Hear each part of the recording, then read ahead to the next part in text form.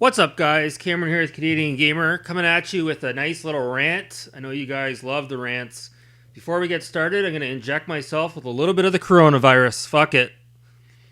So, what? What, too soon? Too soon? Ah. The beer store was sold out of Corona.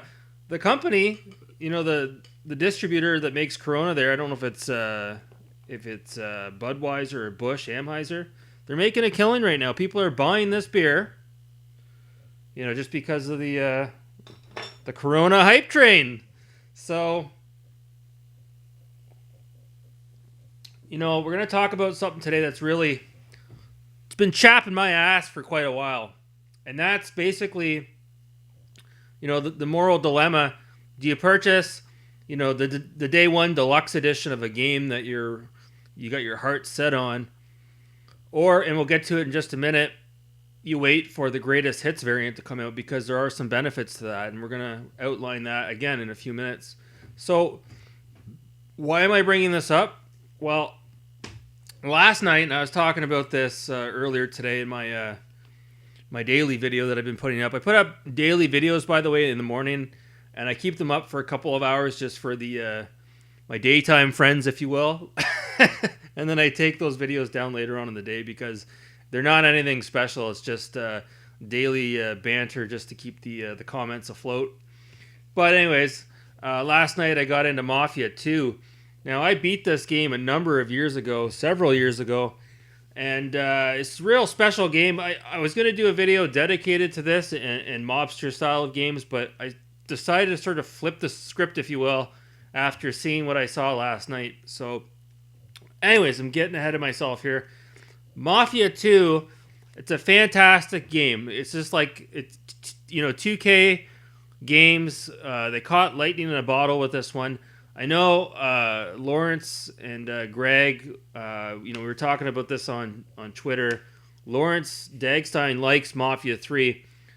It's okay. It has its redeeming qualities, don't get me wrong, but as a whole, I thought there was just one too many, missions, if you will, not enough story-driven narrative, and it got real repetitive real fast. I feel like it was a missed opportunity, but that's okay. We're allowed to disagree in this community. That's one of the great things about it is, I could have a disagreement with Lawrence as an example, but I can still appreciate, his opinion, and you can't always agree all the time. It's not right to do that either. So yeah, Mafia 2, fantastic game. Now, what is my big issue with this game? So I picked this up several months ago, and as you can see, this is like the limited collector's edition. It's got basically, I've showed this off before, but it's got the beautiful steelbook, and it's got all the goodies as well. The art book that comes with it as well. So it's a fantastic package, right? I bought it used. This game's like 10 years old. So I knew there was a lot of DLC, a lot of quality, nothing but quality single player DLC for this game. And I put the game in last night on my Xbox, and I go to check out the additional content, and it brings me to Xbox Live, and it's asking me to pay, like $9.99 for each downloadable content for each additional single player campaign. I'm like, what the hell? That's like 30, 40 bucks. So like, what the hell? And then obviously I put two and two together. This game kind of came out right when DLC became such a big thing in the gaming world. And this came out on launch, if I'm not mistaken. So of course the DLC is not included on this.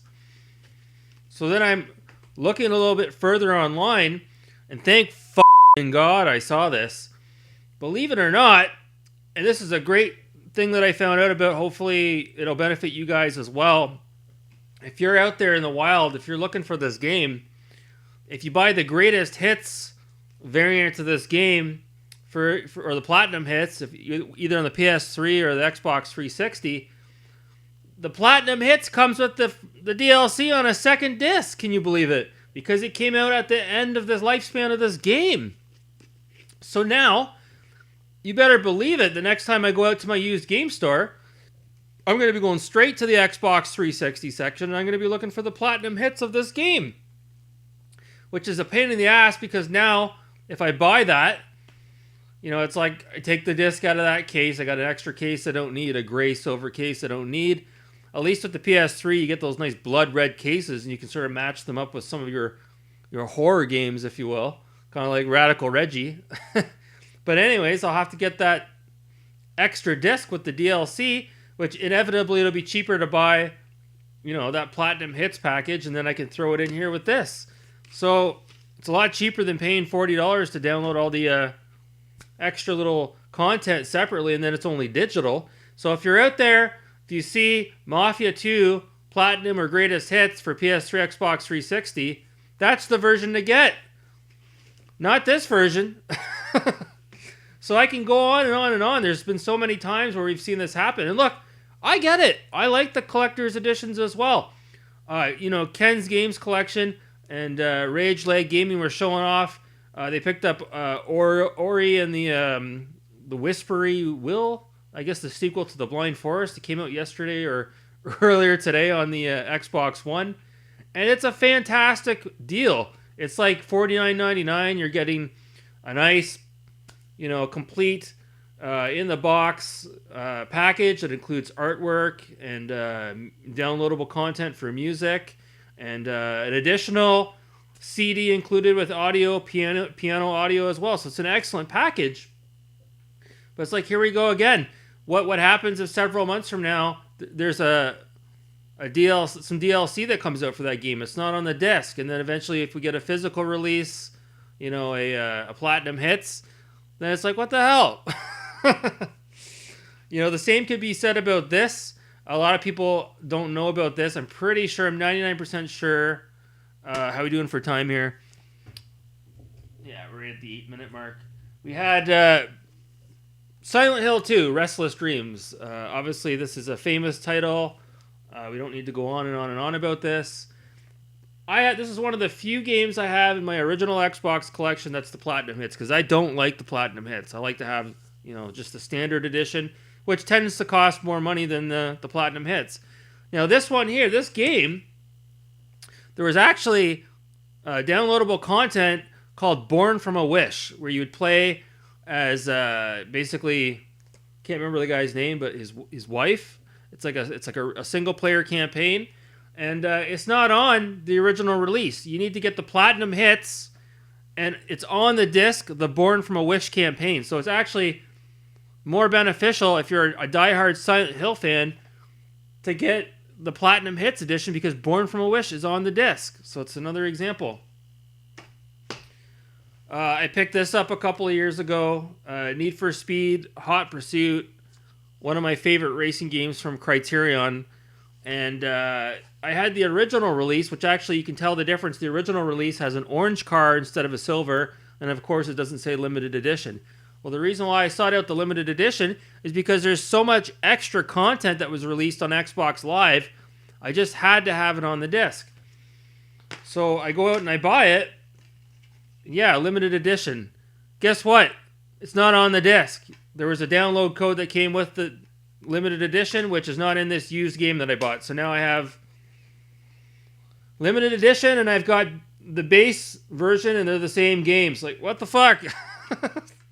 That DLC will eventually be gone with the wind. Once it's taken down from the Xbox Live Marketplace, we'll never be able to play it again.